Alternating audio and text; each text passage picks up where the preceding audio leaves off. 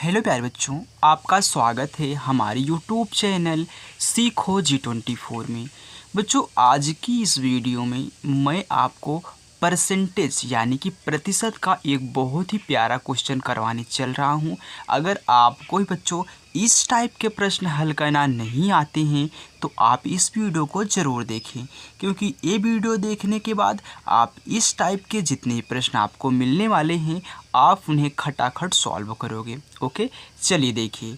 तो यहाँ पे आप परसेंटेज यानी कि प्रतिशत का सवाल लगा रहे हो तो सबसे पहले आपको प्रतिशत का मतलब मालूम होना चाहिए।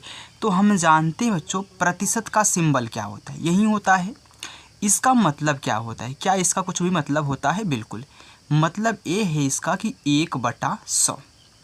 इस प्रतिशत का मतलब ही 1/, क्या होता है, 100 होता है। जिस संख्या के साथ ये प्रतिशत लगा रहता है उस संख्या का 1/100 होता है। यानी कि जैसे मैं यहाँ पे लिख दूँ कि 3%, यानी कि 3/100। अगर मैं लिख दूँ 4%, यानी कि 4/100। बस इतना जानते रहिए। अब देखिए, यहाँ पे आपका जो क्वेश्चन दिया गया है वह दिया है कि 430 का 13% कितना होगा। अब यहाँ पे एक चीज़ और कॉमन दी गई है का। इसका मतलब क्या होता है? तो जिन दो संख्याओं के बीच में का की के लगा हो उनका मतलब होता है बच्चों गुणा। अब यहाँ पे एक संख्या है, यहाँ पे एक संख्या है, इन दोनों के बीच में का लगा है तो इस का मतलब क्या होगा, आपका गुणा होगा। ओके, यानी कि इस का के स्थान पे हम गुणा रखेंगे। आइए देखिए, अब इसको हल करते हैं। तो 430 का कितना, 13%। तो 430 का 13%। अब 430 तो ऐसे ही रहेगा आपका। मैंने आपको बताया कि का मतलब होता है गुणा, तो इस का के स्थान पे आप गुणा करोगे। जैसे आप यहाँ पे लिख रहे कि 3%, 3/100, 4% तो 4/100, वैसे 13% तो आपका हो जाएगा 13/100। बस अब कैलकुलेशन कर लीजिए। कैलकुलेशन करोगे तो यहाँ पे नीचे एक जीरो है, आपका ऊपर एक जीरो है, कट गया। अब यहाँ पे तो कुछ भी नहीं कट रहा है।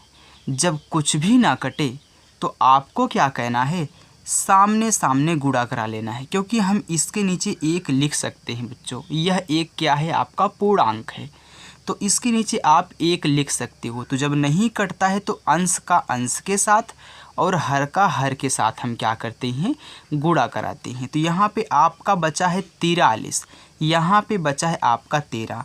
तो 43 गुणे 13, फिर बटा करो, 1 का गुणा 10 में करोगे तो आपका 10 ही आएगा। अब 43 गुणे हम 13 यहाँ पे कर लेते हैं। तो 43 गुणे कितना, 13। 3 त्रिक्का 9, 3 चौका 12, 1 तिक्का 3, 1 चौके 4। तो आगे कितना, 9, 2 में 3 जोड़ोगे आपका हो जाएगा 5, 1 में 4 जोड़ोगे आपका हो जाएगा कितना, 5। आ गया 559।